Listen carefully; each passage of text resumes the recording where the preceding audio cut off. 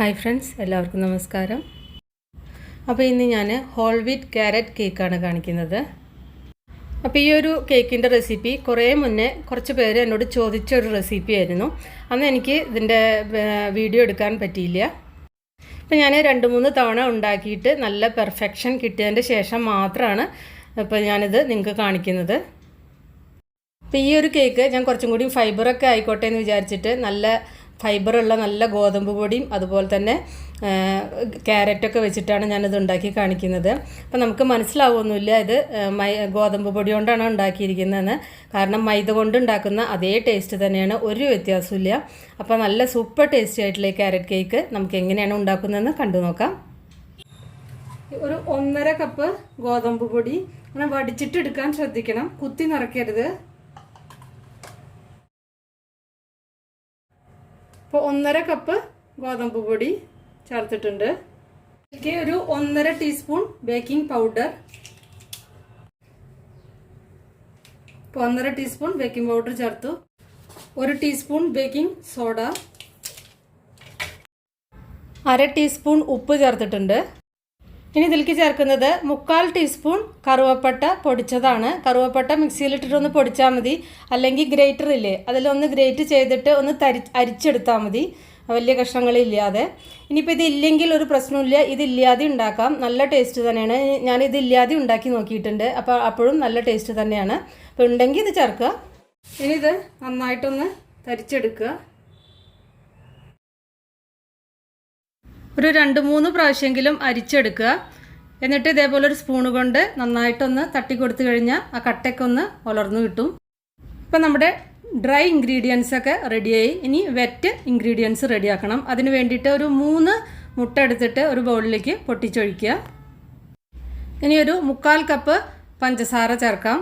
കുറച്ചും കൂടി ഹെൽത്തി ആയിട്ട് നിങ്ങൾക്ക് ഉണ്ടാക്കണമെങ്കിൽ പഞ്ചസാരയ്ക്ക് പകരം നിങ്ങൾക്ക് ശർക്കര പൊടി ഇതേ അളവിൽ തന്നെ ചേർക്കാം. അതായത് 1/4 കപ്പ് ശർക്കര പൊടി ചേർക്കാം. അപ്പം ഞാനിവിടെ കുട്ടികൾക്കൊക്കെ പഞ്ചസാരയാണ് ഇഷ്ടം, അത് കാരണം ഞാൻ പിന്നെ പഞ്ചസാരയാണ് ചേർത്തത്. ഞാനിതിലേക്ക് 1 ടീസ്പൂൺ വാനില എസൻസ് കൂടി ചേർത്തിട്ടുണ്ട്. എന്നിട്ട് നന്നായിട്ട് അടിച്ചെടുക്കാം.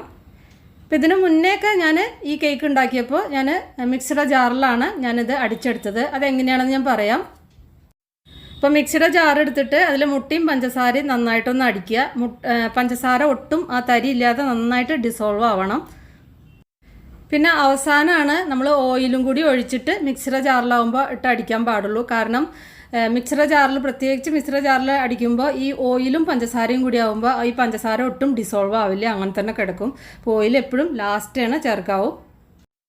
പിന്നെ ഞാൻ കറുവപ്പട്ടയുടെ കാര്യം പറഞ്ഞില്ലേ, കറുവപ്പട്ട നിങ്ങൾ പഞ്ചസാരയിൽ കറുവപ്പട്ട ഇട്ടിട്ട് ഒന്ന് പൊടിച്ചിട്ട് ആ പൊടിച്ച പഞ്ചസാര ചേർത്തിട്ട് അടിച്ചാലും മതി കേട്ടോ. അങ്ങനെ ആകുമ്പോൾ കറുവപ്പട്ട പൊടിക്കാൻ പിന്നെ വേറെ നമുക്ക് ബുദ്ധിമുട്ടേണ്ട ആവശ്യമില്ല. പിന്നെ ഞാൻ പറഞ്ഞ പോലെ കറുവപ്പട്ട ഓപ്ഷനിലാണ്. ഇനി ഇതിലേക്ക് 1/4 കപ്പ് റിഫൈൻഡ് ഓയിലാണ് ചേർക്കുന്നത്. അതും കൂടി ചേർത്തിട്ട് നന്നായിട്ടൊന്ന് മിക്സ് ചെയ്യുക. ഇതിപ്പോൾ നിങ്ങൾ അളവ് കപ്പ് ഇല്ലെങ്കിൽ നിങ്ങൾ ഏത് ഗ്ലാസ് ആണോ അല്ലെങ്കിൽ ചായ കപ്പാണോ എടുക്കണേ അതിന് തന്നെ ബാക്കിയുള്ള അളവുകളും എടുത്താൽ മതി കേട്ടോ.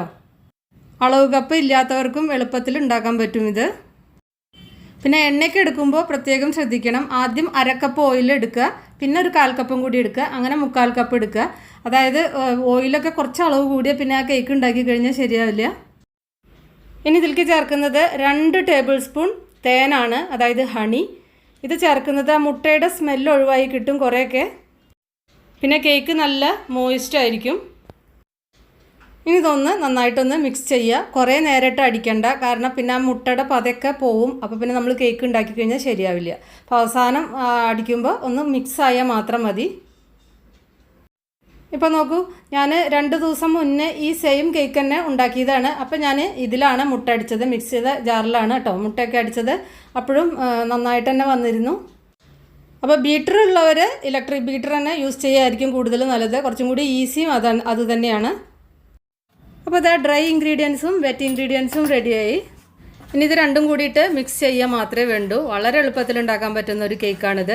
അപ്പോൾ 2 സ്പൂണായിട്ട് ഒന്നിച്ചിട്ട് കൊടുക്കരുത്, ചേർത്തിട്ട് മിക്സ് ചെയ്യുക. കട്ട് ആൻഡ് ഫോൾഡായിട്ട് ഞാൻ ഈ കാണിക്കുന്ന പോലെ ചെയ്യാവൂ. എല്ലാം കൂടിയിട്ട് ഇങ്ങനെ സ്പീഡിലിട്ടിട്ട് മൊത്തം അങ്ങോട്ട് ഇട്ട് മിക്സ് ചെയ്യരുത്. അങ്ങനെ ആകുമ്പോൾ ആ മുട്ടയുടെ പതയൊക്കെ പോയി കഴിഞ്ഞാൽ പിന്നെ കേക്ക് ഉണ്ടാക്കി കഴിഞ്ഞാൽ ഒട്ടും സോഫ്റ്റ് ആവില്ല, റെഡി ആവില്ല. അപ്പോൾ നമ്മൾ ഉണ്ടാക്കുമ്പോൾ സോഫ്റ്റ് ആവാതിരുന്ന് കഴിഞ്ഞാൽ ഇതൊക്കെ മനസ്സിലാക്കിയാൽ മതി. നമ്മൾ ഉണ്ടാക്കുന്ന ആ സമയത്ത് ഏതെങ്കിലും സ്റ്റെപ്പിൽ വല്ല പ്രശ്നം ഉണ്ടായി കാണും, അതുകൊണ്ടാണ് അങ്ങനെ സംഭവിക്കുന്നത്. അപ്പോൾ വളരെ സ്നേഹത്തോടെ വളരെ മൃദുലായിട്ട് മാത്രമേ ഇത് കൈകാര്യം ചെയ്യാവൂ. അപ്പോൾ ഇനിയാണ് ക്യാരറ്റ് ചേർക്കാൻ പോകുന്നത്. ഇത് ഞാൻ 1 കപ്പ് ക്യാരറ്റ് ഗ്രേറ്റ് ചെയ്തതാണ്. ഇത് കൂടുതൽ വേണമെങ്കിൽ നിങ്ങൾക്ക് കൂടുതലും ചേർക്കാം കേട്ടോ. 1.5 കപ്പ് വരെയൊക്കെ ഇത് ചേർക്കാം. ഞാൻ കഴിഞ്ഞ പ്രാവശ്യം ഉണ്ടാക്കിയപ്പോഴും 1 കപ്പ് 1.25 കപ്പ് വെച്ചിട്ടാണ് ഉണ്ടാക്കിയിരുന്നത്. ഇതെല്ലാം കൂടി ജസ്റ്റ് ഒന്ന് മിക്സ് ചെയ്താൽ മതി, കുറേ ഇട്ടിട്ട് ഇളക്കരുത്. ഇതാ ഞാൻ 8 ഇഞ്ചിൻ്റെ ഒരു പാനാണ് എടുത്തിരിക്കുന്നത്. അതിലടിയിൽ ഞാൻ ബട്ടർ പേപ്പർ വെച്ചിട്ടുണ്ട്. സൈഡിൽ വേണമെങ്കിൽ ഓരോ ഡ്രോപ്പ് റിഫൈൻഡ് ഓയിൽ ഒന്ന് ആക്കിയിട്ട് കുറച്ച് മൈദ ഡസ്റ്റ് ചെയ്യാം. അല്ലെങ്കിൽ നിങ്ങൾക്ക് ബട്ടർ പേപ്പർ ഇല്ലെങ്കിൽ കുറച്ച് ബട്ടറോ അല്ലെങ്കിൽ എണ്ണയോ അടിയിൽ തടവിയാൽ മതി. സൈഡിൽ എണ്ണ കൂടുതലാവരുത്, അപ്പോൾ കേക്കിൻ്റെ സൈഡ് ഹാർഡായി പോവും. ഇനി നന്നായിട്ടൊന്ന് ടാപ്പ് ചെയ്യുക. അപ്പോൾ അതാ ഞാൻ കുക്കറിലാണ് ഉണ്ടാക്കുന്നത്. 15 മിനിറ്റ് മീഡിയം ഫ്ലെയിമിൽ വെച്ചിട്ട് ഞാൻ പ്രീഹീറ്റ് ചെയ്തിട്ടുണ്ടായിരുന്നു. ഇപ്പോൾ ഇത് അവനിൽ വെച്ചിട്ട് ഈസി ആയിട്ട് ഉണ്ടാക്കാവുന്നതേ ഉള്ളൂ. അപ്പോൾ അവനുള്ളവർക്ക് അതിൻ്റെ ഞാൻ ടെമ്പറേച്ചർ പറയാം. അപ്പോൾ ഇതിൻ്റെ ഗ്യാസ്കറ്റും അതുപോലെ തന്നെ ഇതിൻ്റെ വെയിറ്റും മാറ്റിയിട്ട് വേണം വെക്കാൻ. അപ്പോൾ അത് അവനിൽ ഉണ്ടാക്കുകയാണെങ്കിൽ പ്രീഹീറ്റ് അവനിൽ ഒരു 175 ഡിഗ്രി സെൻറ്റിഗ്രേഡിൽ വയ്ക്കുക. ഒരു 20 മുതൽ 25 മിനിറ്റ് വരെ. എല്ലാ അവനും ഒരേപോലെ ആയിരിക്കില്ല, അപ്പോൾ കുറച്ച് അങ്ങോട്ടോ ഇങ്ങോട്ടൊക്കെ ടെമ്പറേച്ചർ വ്യത്യാസപ്പെടും. അപ്പോൾ അതും കൂടി ഒന്ന് ശ്രദ്ധിച്ചാൽ മതി. ഒരു 20-25 മിനിറ്റിലൊക്കെ ആവേണ്ടതാണ് അവനിലാണെങ്കിൽ. ഇത് നിങ്ങൾക്ക് ഉണ്ടാക്കുമ്പോൾ ബാറ്റർ കൂടുതൽ തിക്കാണെങ്കിൽ തോന്നുകയാണെന്ന് വെച്ചാൽ 1-2 സ്പൂണ് നോർമൽ ടെമ്പറേച്ചറിൽ പാല് ചേർത്ത് കൊടുക്കുക കേട്ടോ. കുക്കറിൽ ടെമ്പറേച്ചർ ഞാൻ പറഞ്ഞില്ല, മീഡിയം ടു ലോ ഫ്ലെയിമിൽ ഒരു 40-50 മിനിറ്റ്സിൻ്റെ ഉള്ളിലാവും കേട്ടോ. മീഡിയം ടു ലോ ഫ്ലെയിമിൽ ഇടയിൽ വെച്ചാൽ മതി, വല്ലാതെ കുറയ്ക്കരുത് ഫ്ലെയിം. കേക്ക് ആയി വരുമ്പോൾ നല്ലൊരു മണം വരും. ആ മണം വന്നു കഴിഞ്ഞാൽ ഒരു 5 മിനിറ്റൊക്കെ കഴിയുമ്പോൾ നമ്മൾ ആ നടുഭാഗം കുത്തി നോക്കിയാൽ മതി. ഒട്ടിപ്പിടിക്കുന്നില്ലെങ്കിൽ അത് ആയി എന്നാണ് അർത്ഥം. ഒട്ടിപ്പിടിക്കുന്നുണ്ടെങ്കിൽ ഒരു 5-10 മിനിറ്റും കൂടി വെച്ചാൽ മതി. എനിക്ക് ചെറിയൊരു അബദ്ധം പറ്റി. ഞാൻ കേക്ക് ആവുന്നതിൻ്റെ മുന്നേ അടപ്പ് തുറന്ന കാരണം നടുഭാഗം ഒന്ന് കുഴിഞ്ഞു പോയിട്ടുണ്ട്. വേറെ പ്രശ്നമൊന്നുമില്ല, പെർഫെക്റ്റായിട്ട് കിട്ടുന്നുണ്ട്. അപ്പോൾ ഇടയ്ക്ക് വെച്ച് തുറക്കരുത്.